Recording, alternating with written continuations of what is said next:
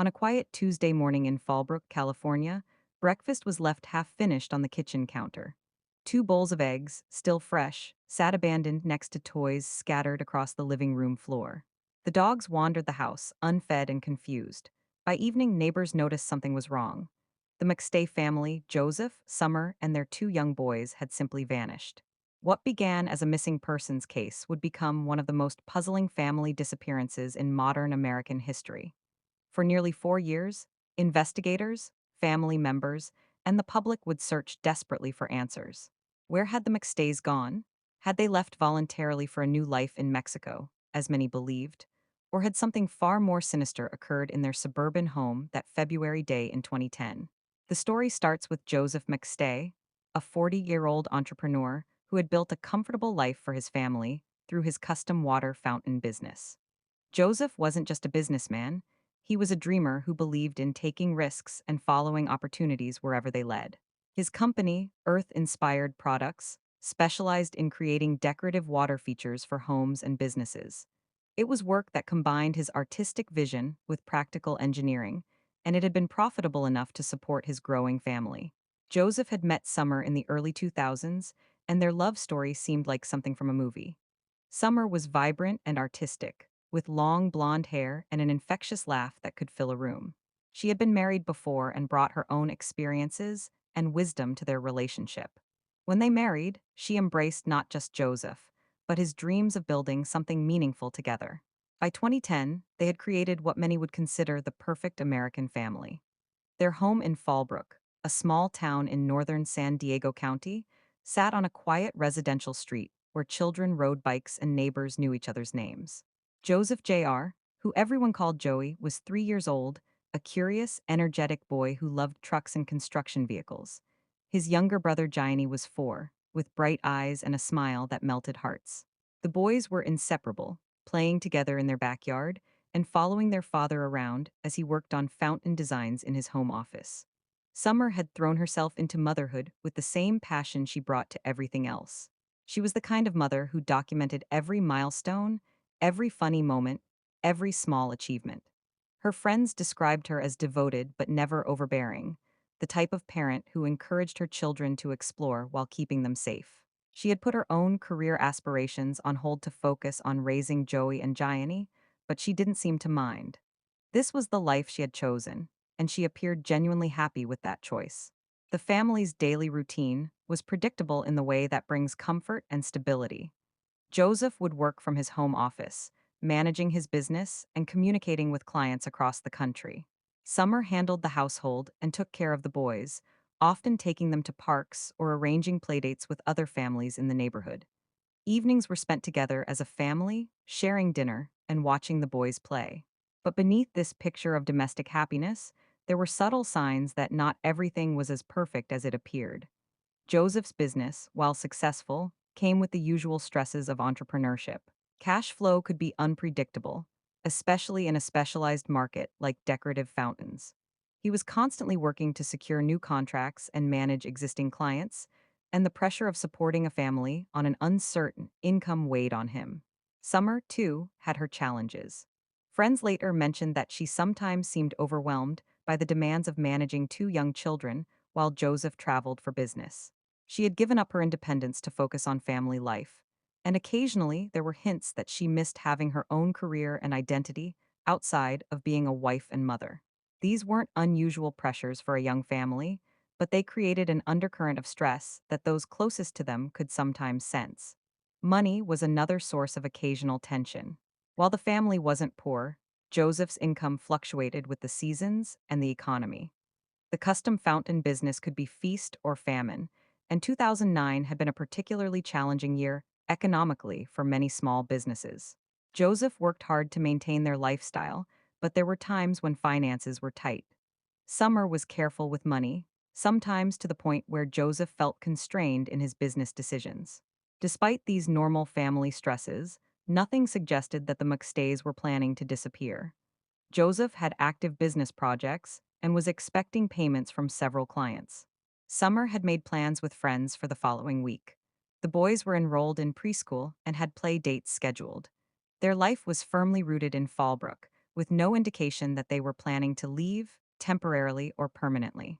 February 4, 2010, started like any other day. Joseph had business calls to make and emails to send. Summer was handling her usual morning routine with the boys. The house was filled with the typical sounds of family life, children playing, the television in the background, phones ringing with the normal business of daily life. By all accounts, it was an ordinary Thursday morning in the McStay household. But somewhere between the morning routine and the evening silence, something went terribly wrong. The first sign of trouble came from an unexpected source. Joseph's business associate, Charles Chase Merritt, tried calling Joseph that afternoon about a work project they were collaborating on. Merritt had been working with Joseph for several years, helping with the manufacturing and installation of custom fountains. He was more than just a business partner, he was someone Joseph trusted and considered a friend. When Joseph didn't answer his phone, Merritt wasn't immediately concerned. Joseph was often busy with client calls or family responsibilities. But as the afternoon wore on and his calls continued to go unanswered, Merritt began to worry. This wasn't like Joseph, who was typically very responsive to business communications. They had important work to discuss, and Joseph had never before ignored multiple calls without explanation. Merritt would later tell investigators that he tried calling Joseph several times throughout the afternoon and evening of February 4th. Each call went straight to voicemail. Text messages went unread and unanswered. This was particularly strange because Joseph was usually very prompt about returning calls, especially when they concerned active business projects. Meanwhile, at the McStay house, an eerie silence was settling over the normally busy household. The dogs, two small mixed breeds named Sophie and Digger, wandered the house looking for their family. They had not been fed their evening meal, which was unusual since Summer was meticulous about the pet's care. As the hours passed, the dogs became increasingly agitated, sensing that something was wrong. Neighbors began to notice the unusual quiet from the McStay house. Typically, they could hear the sounds of children playing in the backyard or Joseph working in his home office. The family car, a white 1996 Isuzu Trooper, wasn't in its usual spot in the driveway. But in a suburban neighborhood where people respected each other's privacy, no one immediately thought to check on the family's welfare. It wasn't until February 6th, 2 days later, that someone finally realized the McStays might be missing. Joseph's father, Patrick McStay, had been trying to reach his son about family business. Like Merritt, Patrick initially wasn't alarmed when Joseph didn't return his first few calls. Joseph was a busy father and businessman, and it wasn't unusual for him to take a day or two to respond to non-urgent family matters. But when Patrick continued to get no response after repeated attempts to contact Joseph, he decided to drive to the Fallbrook house to check on his son's family. What he found there would launch one of the most extensive missing persons investigations in Southern California history. Patrick arrived at the house on February 6th to find it completely empty, but showing no signs of struggle or forced entry. The front door was unlocked, which struck him as odd since Joseph and Summer were usually careful about home security. Inside, the house told a strange story. In the kitchen, he found the two bowls of eggs that Summer had apparently been preparing for breakfast. The eggs had hardened and spoiled, suggesting they had been sitting there for at least 2 days. Throughout the house, Patrick found signs of normal daily life that had been suddenly interrupted. Toys were scattered in the children's bedroom and living room, as if Joey and Gianni had been in the middle of playing when something caused them to leave. Summer's purse was gone, as were the car keys, but many other personal items remained. Joseph's business files were still on his desk, with no indication that he had been preparing for any kind of extended absence. Most disturbing of all were the family pets. Sophie and Digger were still in the house, obviously hungry and distressed. Someone who was planning to leave for an extended period would never have left their beloved pets behind without making arrangements for their care. Summer, especially, was devoted to the dogs and would never have abandoned them. Patrick immediately called the San Diego County Sheriff's Department to report his son's family missing. Deputies arrived at the house that evening and began what would become a complex and frustrating investigation. The initial assessment was that the McStays had left voluntarily, possibly for a vacation or family emergency. There were no signs of forced entry, no evidence of violence, and no indication that anything criminal had occurred. But as investigators began to piece together the family's final known activities, a more puzzling picture emerged. Joseph's cell phone records showed that his last call had been made on February 4th at 8:28 p.m. The call was to Charles Merritt, lasting about a minute. After that, Joseph's phone went dark. There were no more calls, no text messages, no activity of any kind. Summer's phone showed similar patterns. Her last known activity was also on February 4th, with no communications after that date. For a family that was typically very connected to friends and relatives through phone and internet, this sudden silence was deeply troubling. The investigation expanded quickly as detectives realized they were dealing with more than a simple missing persons case. Four people, including two small children, had vanished without a trace, leaving behind a house that looked as if they had stepped out for a brief errand and simply never returned. Investigators began interviewing friends, family members, and business associates to build a timeline of the McStays' final days. What they learned painted a picture of a family going about their normal routine, with no indication they were planning to disappear. Joseph had client meetings scheduled for the following week. Summer had made plans to meet friends. The boys were expected at preschool the next Monday. But as detectives dug deeper, they began to uncover some puzzling details about the family's final movements. Joseph's business bank account showed some unusual activity in the days before the disappearance. There had been several large withdrawals and transfers that seemed out of character for his normal business patterns. This financial activity would become a key piece of evidence, though its meaning remained unclear. More mysteriously, investigators discovered that someone had been conducting internet searches on the McStay's home computer in the days leading up to their disappearance. The search history revealed queries about travel to Mexico, Spanish language phrases, and information about crossing the border with children. This discovery would shift the focus of the investigation dramatically and lead to theories that would persist for years. The Mexico connection seemed to make sense in some ways. Joseph had previously expressed interest in possibly relocating his family to a warmer climate where the cost of living was lower. He had even made some business trips to Mexico to explore potential manufacturing opportunities. Summer had also mentioned to friends that she sometimes fantasized about a simpler life away from the pressures of suburban American life. But those who knew the family best found the Mexico theory hard to believe. Joseph was too responsible to simply walk away from his business obligations without notice. Summer was too attached to her friends and routine to suddenly abandon everything she knew. And neither parent would have taken their young children away from their grandparents and extended family without explanation. As the days turned into weeks, the search for the McStay family intensified. Volunteers organized search parties to comb through local parks and wilderness areas. Missing persons flyers with the family's photographs appeared throughout Southern California. Local media began covering the story, and soon national attention followed. The case took on a surreal quality as sightings of the family began pouring in from across the Southwest. People reported seeing a family matching the McStay's description at gas stations in Arizona, hotels in Nevada, and restaurants in Mexico. Each report was investigated, but none led to any concrete evidence of where the family might be. The most significant break in the case came on February 8th, just 4 days after the family was reported missing. A U.S. Customs and Border Protection camera captured what appeared to be the McStay family crossing into Mexico at the San Isidro port of entry near Tijuana.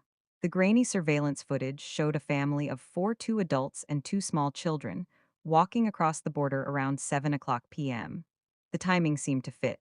If the McStays had left their Fallbrook home sometime on February 4th, they could have driven to the border and crossed into Mexico on the evening of February 8th. The footage wasn't clear enough to definitively identify the family, but the general appearance of the adults and children seemed consistent with the McStays. This discovery fundamentally changed the direction of the investigation. If the family had indeed crossed into Mexico voluntarily, it would explain their disappearance and suggest they were starting a new life south of the border. Mexican authorities were contacted, and efforts began to trace the family's movements once they had entered the country. But even as investigators pursued the Mexico lead, troubling questions remained. Why would the family leave their pets behind? Why had they made no arrangements for Joseph's business or the boys' schooling? Why had they not contacted any family members to let them know they were safe? The discovery of the McStay's abandoned vehicle would only deepen the mystery. On February 8th, The same day the border crossing footage was discovered, their white Isuzu Trooper was found parked in a lot near the San Isidro border crossing. The vehicle had been there for several days, according to parking attendants, and appeared to have been abandoned. Inside the Trooper, investigators found more questions than answers. The car was locked and showed no signs of disturbance. Personal items belonging to the family were found inside, including toys that belonged to the boys. But there were no clues about what had happened to the family after they presumably left the vehicle to cross into Mexico on foot. The location of the abandoned car seemed to support the theory that the McStays had planned to cross into Mexico. The parking lot, where it was found, was commonly used by people who intended to walk across the border rather than drive. But it also raised new questions about the family's state of mind and intentions when they made this journey. As weeks turned into months, the investigation continued, but with diminishing hope of finding the family alive. Mexican authorities searched extensively for any trace of the McStays south of the border. Hotels, restaurants, and rental agencies were contacted. Local police in popular tourist areas were given photographs and asked to watch for the family. Despite these efforts, no credible evidence emerged that the McStays had ever been in Mexico after crossing the border. There were no hotel registrations, no financial transactions, no witness sightings that could be verified. It was as if the family had simply vanished the moment they crossed into Mexican territory. Back in California, investigators began to take a closer look at the people who had been closest to the McStay family in their final days. Charles Merritt, Joseph's business partner, came under particular scrutiny. As the last person known to have spoken with Joseph, Merritt's activities in the days around the disappearance were examined closely. Merritt was cooperative with investigators and expressed genuine concern for his missing friends. He provided phone records, submitted to interviews, and offered to help in any way he could. But as detectives dug deeper into his relationship with Joseph, they began to uncover some troubling details about their business partnership. Financial records showed that Joseph's business had been struggling more than family members had realized. There had been cash flow problems, delayed payments to contractors, and increasing pressure from creditors. Merritt, who served as Joseph's primary subcontractor for fountain installations, was owed significant money by the business. This debt had become a source of tension between the two men in the weeks before the disappearance. Phone records also revealed that Merritt had been calling Joseph with unusual frequency in the days leading up to February 4th. While their business relationship naturally involved regular communication, the pattern of calls suggested increasing urgency about unresolved business matters. The final call between the two men on February 4th was particularly significant, as it was the last confirmed communication with any member of the McStay family. Despite these concerning details, investigators found no evidence that Merritt had been involved in the family's disappearance. He had alibis for his whereabouts during the critical time period, and there was no physical evidence linking him to any crime. The Mexico theory remained the most plausible explanation for what had happened to the McStays, even if many questions remained unanswered. As 2010 progressed, the intensive search for the McStay family gradually wound down. The case remained open, and tips continued to come in from across North America, but no new leads developed. The family's disappearance became one of those unsolved mysteries that capture public imagination while frustrating law enforcement. Joseph's business eventually collapsed without his management. The family's Fallbrook house sat empty for months before finally being sold. Friends and relatives held out hope that the McStays would eventually make contact, but as time passed, even the most optimistic began to fear the worst. The case might have remained forever unsolved, relegated to the cold case files, if not for a chance discovery in the California desert that would change everything. Nearly 4 years after the family's disappearance, on November 11, 2013, a motorcycle rider exploring the remote Mojave Desert made a horrific discovery that would finally provide answers to the mystery of what happened to the McStay family. What the motorcyclist found in two shallow graves in the desert near Victorville would shock investigators and family members alike. The remains were badly decomposed after nearly 4 years in the harsh desert environment, but dental records and DNA analysis would eventually confirm the worst fears of everyone who had hoped the McStays were living safely in Mexico. Joseph, Summer, Joey, and Gianni McStay were dead. They had not started a new life south of the border. They had not been living quietly in some remote Mexican village. Instead, they had been murdered and buried in the California desert within days of their disappearance from Fallbrook. The discovery of the bodies immediately transformed the case from a missing persons investigation into a quadruple homicide. Everything investigators thought they knew about the McStays' final days had to be reconsidered.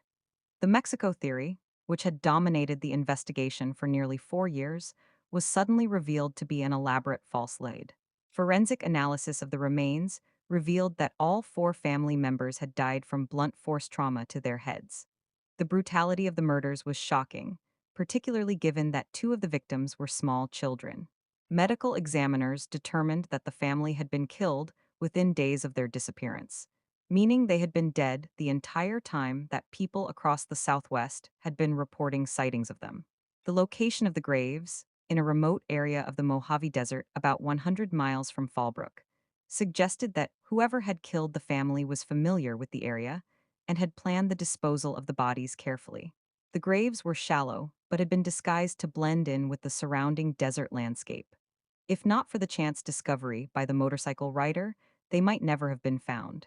With the discovery of the bodies, the investigation took on new urgency and focus. The theory that the family had crossed into Mexico voluntarily was now clearly false, which meant that someone had deliberately created evidence to support that false narrative. The border crossing footage, which had seemed so compelling, was now revealed to be either misidentified individuals or possibly accomplices, helping to establish a false trail. Investigators began to re-examine every aspect of the case with fresh eyes. Phone records, financial transactions, witness statements, and physical evidence from the McStay house were all reviewed in light of the new reality that this was a murder case. The focus shifted from trying to track the family's movements to identifying who had killed them and why. Charles Merritt's name quickly moved to the top of the suspect list. As the last person known to have spoken with Joseph, and given the financial tensions in their business relationship, Merritt became the primary focus of the homicide investigation. But building a case against him would prove to be challenging, given how much time had passed and how little physical evidence remained. The discovery of the McStay family's remains marked the end of one mystery, but the beginning of another. Who had killed this innocent family and why? How had they managed to create such an elaborate deception about the Mexico crossing? And most importantly, would there ever be justice for Joseph, Summer, Joey, and Gianni McStay? The answers to these questions would take several more years to emerge, involving advanced forensic techniques, careful detective work, and ultimately a dramatic trial that would captivate the nation. But for the family members and friends who had spent nearly 4 years hoping the McStays were alive somewhere, the discovery in the desert brought both closure and a new kind of grief. The perfect family life in suburban Fallbrook had been shattered by violence, and the comfortable assumptions about the safety of ordinary American families had been challenged. The McStay case would serve as a reminder that evil can strike anywhere, at any time, and that the people we trust most may sometimes be the ones we should fear. As investigators began the complex process of building a murder case, one thing was clear. The real story of what happened to the McStay family was just beginning to unfold. The truth, when it finally emerged, would be more disturbing and complicated than anyone had imagined. The discovery of the McStay family's remains in November 2013 transformed everything investigators thought they knew about the case. For nearly 4 years, the prevailing theory had been that Joseph, Summer, and their two young boys had crossed into Mexico voluntarily to start a new life. Now, faced with four brutally murdered bodies buried in shallow graves in the Mojave Desert, detectives had to completely reconstruct their understanding of what had happened on February 4, 2010. The crime scene in the desert told a horrific story. The family had been buried in two graves, approximately 10 feet apart, in a remote area near Victorville, California. Joseph and Gianni were found in one grave, while Summer and Joey were in the other. The shallow depth of the graves and their remote location suggested that whoever had killed the family had planned the disposal of their bodies carefully, choosing a spot where they might never be discovered. Forensic pathologists who examined the remains made disturbing discoveries about how the McStays had died. All four family members had suffered blunt force trauma to their heads, inflicted with what appeared to be a heavy instrument. The injuries were devastating, particularly to the skulls of the two young children. Medical examiners concluded that the murders had been committed with extreme violence, using what was likely a sledgehammer or similar heavy tool. The brutality of the murders shocked even experienced homicide investigators. This wasn't a crime of passion that had escalated unexpectedly. The systematic nature of the killings, combined with the effort taken to dispose of the bodies and create false evidence about the Mexico crossing, suggested a calculated and premeditated crime. Detective work now focused on identifying who had killed the family and why. The location of the graves provided an important clue. The burial site was in a remote area of the desert that wasn't easily accessible to someone unfamiliar with the region. Whoever had chosen this location knew the area well enough to find a spot that was isolated but still reachable by vehicle. Investigators began mapping the movements of everyone who had been close to the McStay family in their final days. Cell phone records became crucial evidence, as modern smartphones constantly communicate with cell towers, creating a digital trail of where their owners have been. This technology, which hadn't been as advanced during the original investigation, now provided investigators with powerful tools to reconstruct the movements of potential suspects. Charles Chase Merritt's cell phone records quickly became a focus of intensive scrutiny. As Joseph's business partner and the last person known to have spoken with him, Merritt had always been of interest to investigators. But with the case now clearly a homicide, his activities on and around February 4, 2010, took on much greater significance. The cell phone data revealed troubling patterns. On the evening of February 4, 2010, Merritt's phone had been in the Fallbrook area at the time when the McStay family disappeared. This placed him in the vicinity of their home during the critical hours when the murders were believed to have occurred. Even more significantly, his phone had later traveled toward the area where the bodies were eventually found. But cell phone location data, while compelling, wasn't definitive proof of guilt. Phones can be left in vehicles, borrowed by others, or their location data can be imprecise. Investigators needed more concrete evidence to build a case against Merritt or any other suspect. The breakthrough came from an unexpected source. The McStays abandoned Isuzu Trooper, which had been sitting in an evidence lot since its discovery near the Mexican border in 2010. When the case was reopened as a homicide investigation, forensic technicians subjected the vehicle to much more intensive examination using advanced DNA testing techniques that hadn't been available during the original investigation. Deep inside the vehicle, technicians found microscopic traces of DNA that had been missed during the initial processing. The DNA was degraded and present in very small quantities, but advances in forensic science made it possible to extract and analyze genetic material that would have been undetectable years earlier. When the DNA profile was run through databases, it matched Charles Merritt. The discovery of Merritt's DNA in the McStay family's vehicle was the evidence that investigators had been looking for. There was no innocent explanation for why Merritt's genetic material would be inside the trooper. He had no legitimate reason to have been in the family's car, and the presence of his DNA suggested direct involvement in their disappearance and murder. On November 5, 2014, nearly 5 years after the McStay family's disappearance, Charles Merritt was arrested at his home and charged with 4 counts of murder. The arrest shocked those who knew him, as Merritt had maintained his innocence throughout the investigation and had even participated in searches for his missing friends. The charges against Merritt were severe. Prosecutors announced that they would seek the death penalty, arguing that the murders were particularly heinous due to the inclusion of 2 small children among the victims. The case that had begun as a missing persons investigation had now become one of California's most high-profile capital murder cases. As details of the evidence against Merritt became public, a more complete picture of his relationship with Joseph McStay emerged. While the two men had worked together for several years and appeared to be friends, their business partnership had become increasingly strained in the months before the murders. Joseph's custom fountain business had been struggling financially, and Merritt, who served as a subcontractor for installation work, was owed substantial money. Financial records revealed that the debt between the two men had reached nearly $43,000 by February 2010. This wasn't just a minor disagreement over payment. It was a significant sum that could have had serious consequences for both men's financial stability. For Joseph, the debt represented a major business obligation at a time when cash flow was already tight. For Merritt, it was money he desperately needed but wasn't receiving. The financial motive provided investigators with a possible explanation for the murders, but it raised disturbing questions about the nature of the crime. If money was the motive, why had Summer and the children been killed as well? Why hadn't Merritt simply pursued legal remedies to collect the debt he was owed? The systematic elimination of the entire family suggested something more complex than a simple business dispute gone wrong. Phone records from the days leading up to February 4, 2010, revealed increasing tension between Joseph and Merritt. The frequency and timing of calls between the two men suggested urgency and possibly growing conflict about unresolved business matters. Merritt had been calling Joseph repeatedly in the days before the disappearance, far more often than was typical for their business relationship. The final call between the two men, made from Joseph's phone to Merritt at 8:28 p.m. on February 4, took on particular significance. This was the last confirmed communication from any member of the McStay family.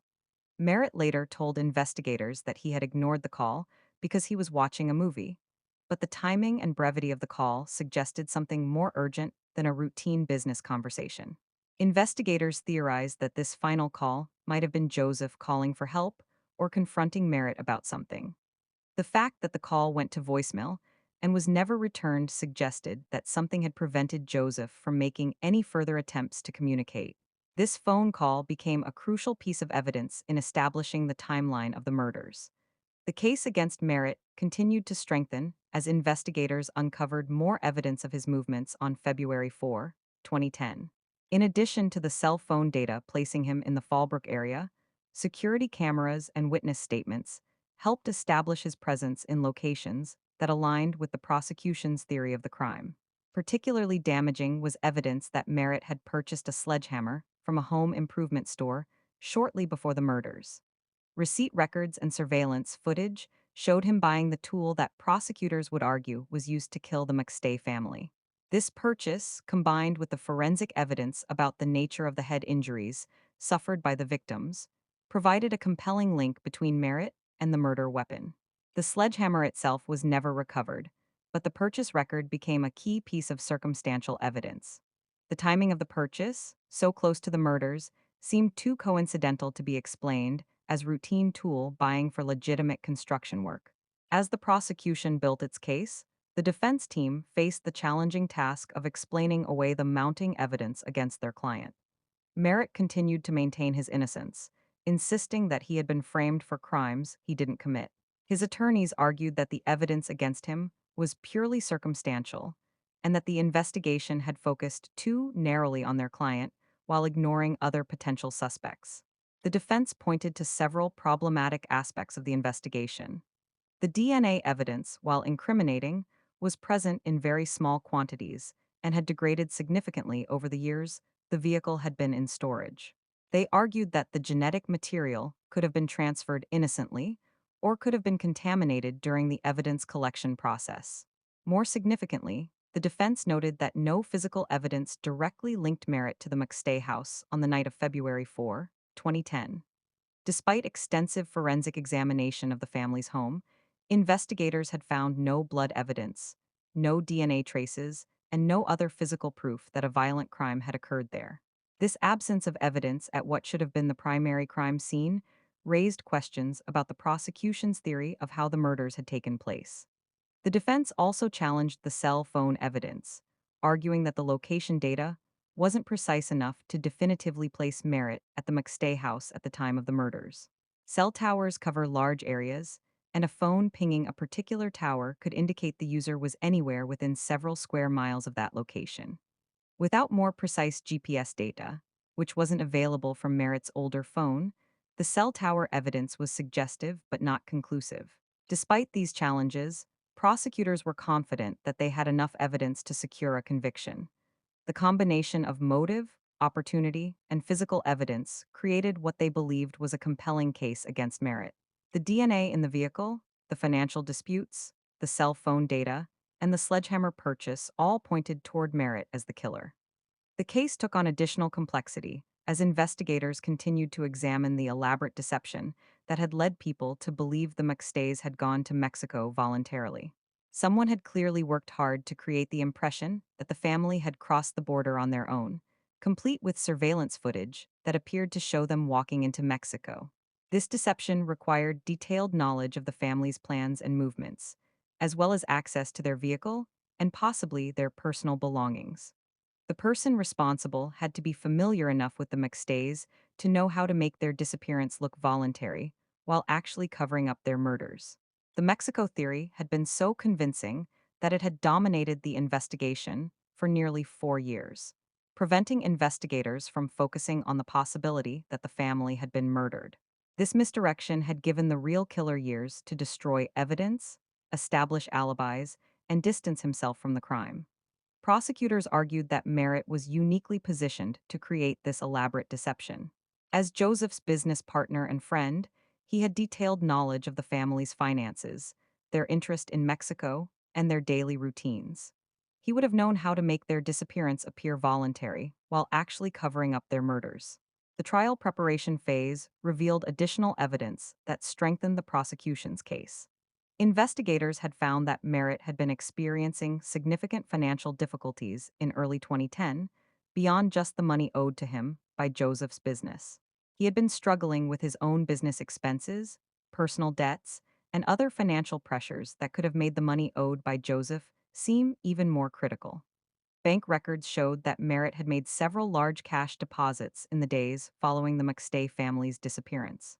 While he claimed these deposits came from other business activities, prosecutors argued that the timing was suspicious and suggested he might have stolen money from Joseph's business accounts before or after the murders. The prosecution also uncovered evidence that Merritt had been researching methods for disposing of bodies and covering up crimes in the weeks before the murders. Internet search histories and library records showed queries about forensic investigation techniques, body decomposition, and methods for avoiding detection by law enforcement. This evidence painted a picture of premeditation that went far beyond a simple business dispute that had escalated to violence. If accurate, it suggested that Merritt had been planning the murders for some time and had researched how to commit them without being caught. As the trial date approached, both sides prepared for what would be one of California's most closely watched capital murder cases in recent years. The prosecution was confident that their evidence proved Merritt's guilt beyond a reasonable doubt. The defense maintained that their client was innocent and that the investigation had focused too narrowly on him while missing the real killer. The case had already taken a tremendous emotional toll on the extended McStay family and their friends.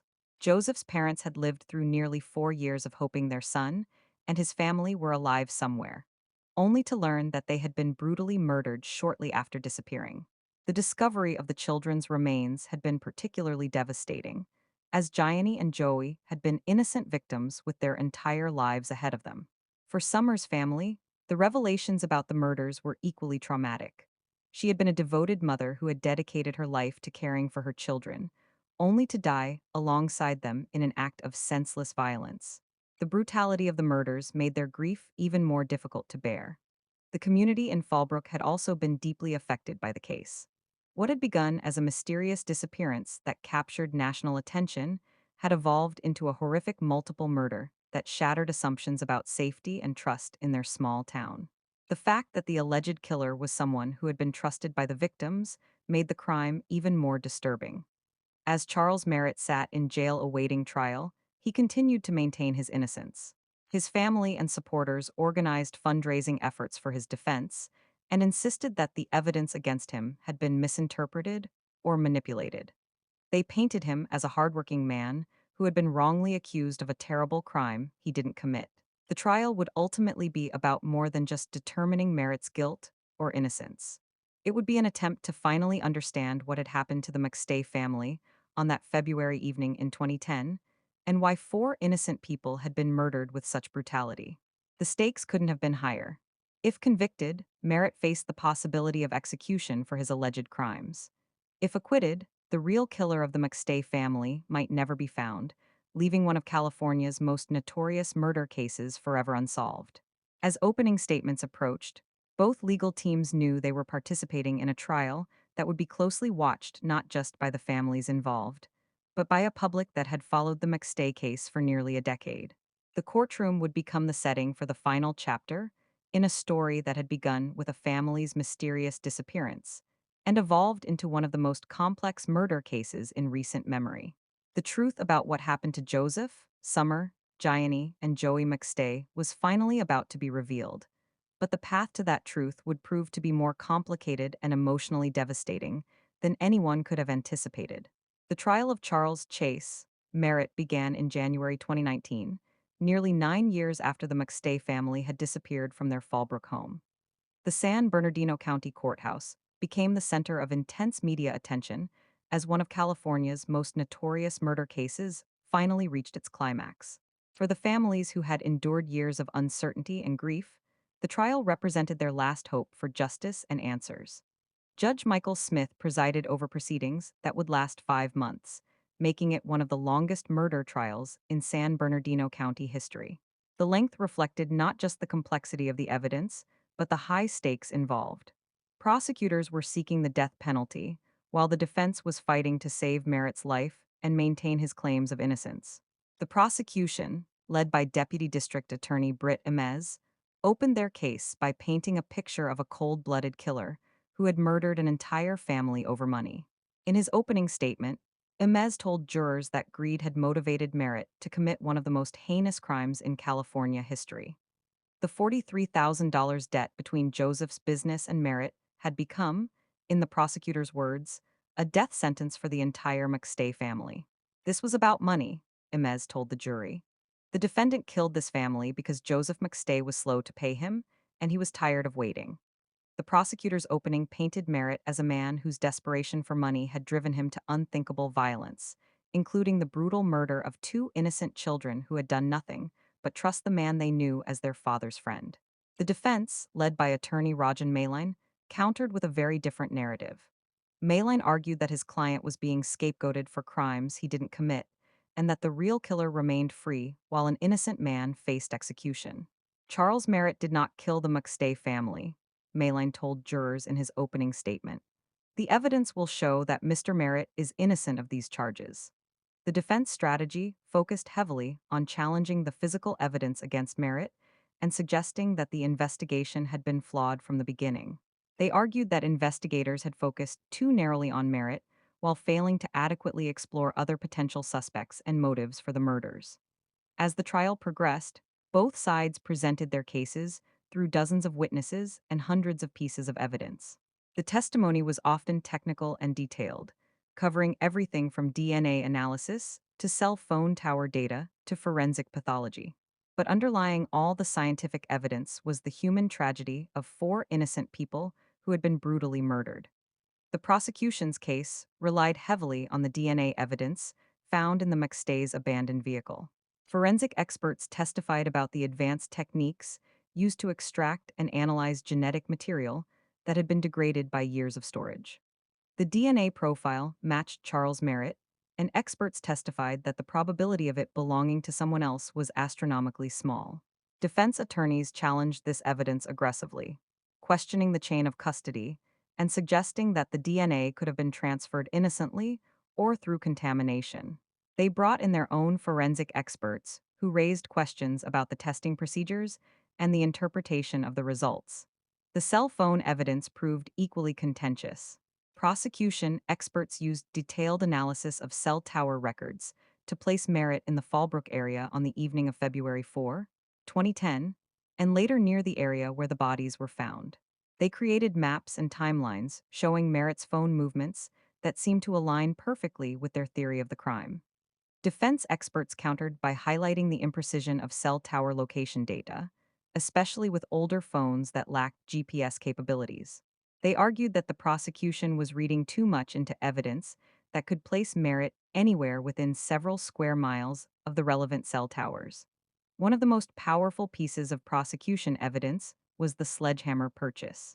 Receipts and surveillance footage showed Merritt buying the tool shortly before the murders, and prosecutors argued this was the weapon used to kill the family. The timing of the purchase seemed too coincidental to be explained as routine tool buying. The defense struggled to provide an innocent explanation for the sledgehammer purchase, especially given the forensic evidence about the nature of the victim's head injuries.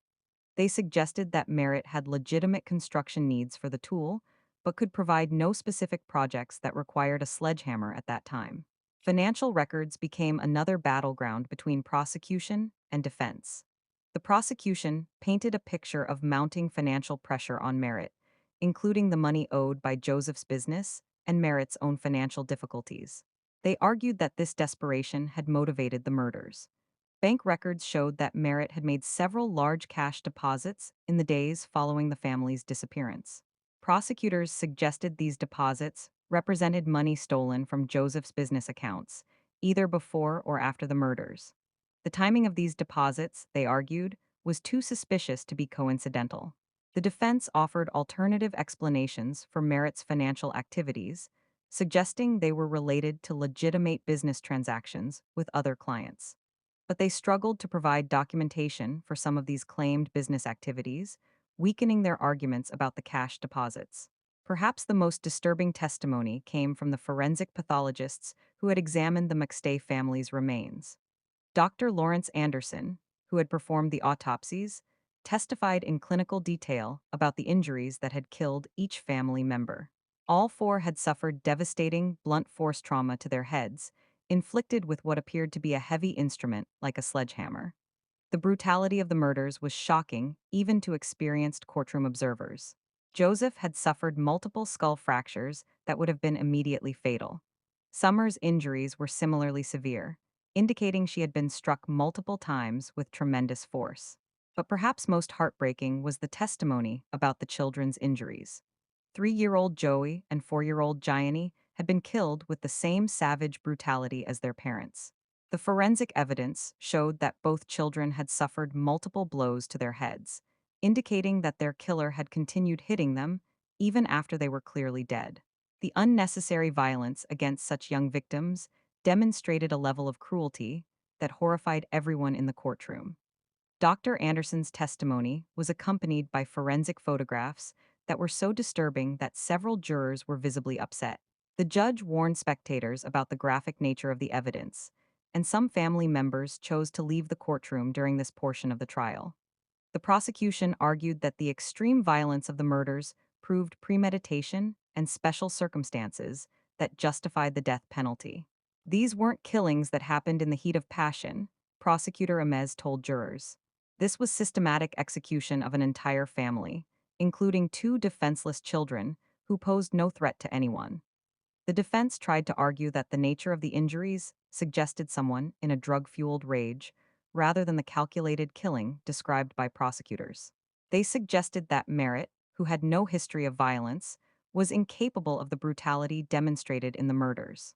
As the trial continued, emotional testimony from family members painted a picture of the victims as loving people whose lives had been cut tragically short.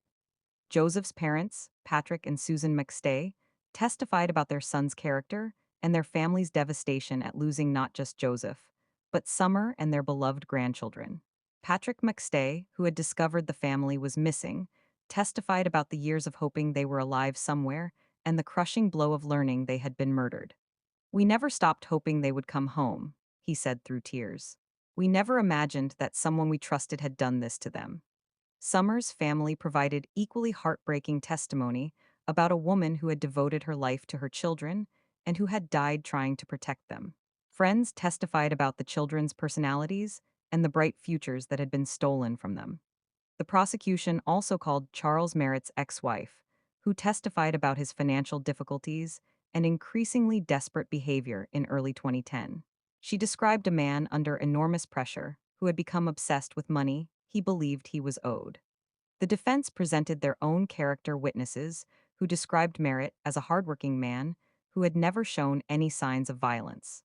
His family members testified about his love for children and his genuine grief when the McStay family disappeared. They maintained that the man they knew was incapable of the brutal murders described by prosecutors.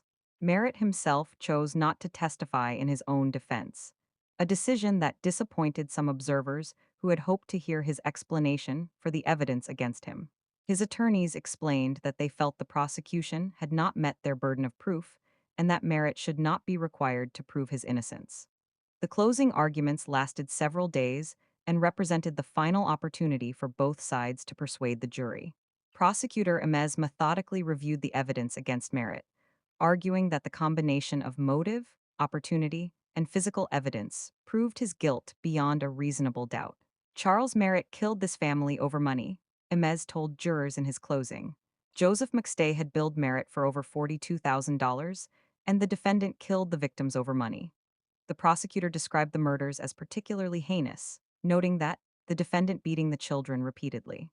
Defense attorney Maline made an impassioned plea for his client's life, arguing that the evidence was circumstantial and that reasonable doubt remained about Merritt's guilt. He suggested that investigators had tunnel vision that prevented them from finding the real killer. The prosecution wants you to believe that Charles Merritt is a monster, Maline told the jury. But monsters don't exist in real life. What exists is rush to judgment and confirmation bias that has led to the wrong man being charged with these terrible crimes. On May 30, 2019, the case went to the jury for deliberation. Jurors began deliberating after final arguments ended late in the morning of May 30. The deliberations lasted several days, during which the families of both the victims and the defendant waited anxiously for a verdict. On June 10, 2019, after more than 4 years of legal proceedings and nearly a decade since the murders, the jury delivered their verdict. Charles Merritt was found guilty of killing his business associate Joseph McStay, McStay's wife, and the couple's young sons. The courtroom erupted in emotion as the verdicts were read. Family members of the McStays wept with relief that justice had finally been served, while Merritt's supporters were devastated by the guilty verdicts. Merritt himself showed little reaction, sitting quietly as his fate was sealed.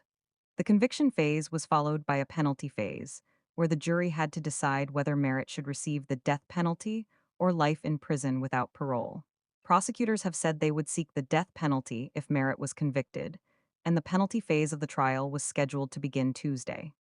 During the penalty phase, prosecutors presented aggravating factors that they argued justified execution, including the fact that multiple victims had been killed and that two of the victims were young children. The brutality of the murders and the defendant's lack of remorse were also presented as aggravating circumstances. The defense presented mitigating factors, including Merritt's lack of prior criminal history, his difficult childhood, and testimony from family members about his character. They argued that life in prison without parole would be sufficient punishment and that execution was not necessary. On January 21, 2020, nearly 10 years after the McStay family's disappearance, Judge Michael Smith sentenced Charles Merritt to death. Charles Chase Merritt, the man convicted of killing the McStay family, was sentenced to death and life in prison for the slayings. The sentencing hearing was highly emotional, with family members of the victims given the opportunity to make impact statements. Patrick McStay delivered a powerful statement about the loss of his son and grandchildren, describing the decade of pain and uncertainty that Merritt's actions had caused. "You destroyed our family," Patrick told Merritt directly. "You took away our future, our grandchildren's laughter, our son's dreams. There is no punishment that can equal what you have taken from us." Summers' family members also spoke about their loss, describing a devoted mother whose only crime was loving her children too much. They talked about the milestones they would never see: graduations, weddings, grandchildren of their own that Joey and Gianni would never have. One of the most emotional moments came when family members addressed Merritt's cruelty toward the children. "You are a baby killer," one family member said directly to Merritt. "You killed innocent children who trusted you. There is no forgiveness for what you have done." Merritt was given the opportunity to speak before sentencing, but he declined to address the court or the victims' families. His silence was seen by many as a final indication of his lack of remorse for the crimes. Judge Smith, in imposing the death sentence, noted the particular heinousness of the crimes and the fact that two children had been victims. "The defendant has shown no remorse for these brutal murders," Smith said. "The evidence shows that he killed an entire family, including two innocent children, over money. The death penalty is appropriate in this case." Merritt is currently serving time on death row at the San Quentin State Prison in California. Given the lengthy appeals process for death penalty cases in California, his execution, if it occurs, is likely many years away. The conviction and sentencing brought some measure of closure to the McStay family tragedy, but the emotional wounds remain deep. The family members who had spent nearly a decade hoping for answers finally had them, but the truth was more horrific than they had imagined.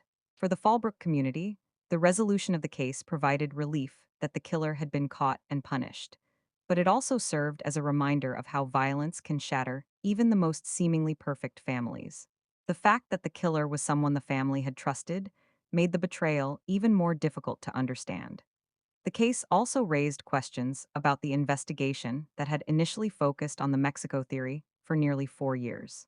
While investigators had done their best with the information available at the time, the misdirection caused by the false evidence had delayed justice and prolonged the family's suffering.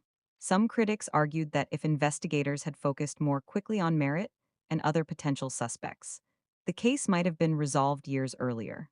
However, supporters of law enforcement pointed out that the Mexico theory was based on what appeared to be credible evidence at the time, including the border crossing footage and the family's computer searches about travel to Mexico.